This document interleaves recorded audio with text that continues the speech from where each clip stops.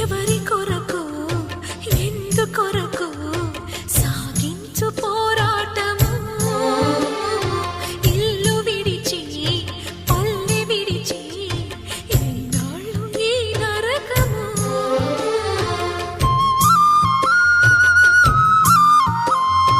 గుండెలో బాధలను దాచుకోవాలి నా పోరు బాటలో నీ తోడు కావాలి పల్లెనే ఇల్లుగా నువ్వు చూసుకోవాలి పంచాది నిర్మలకు చెల్లెవనిపించాలి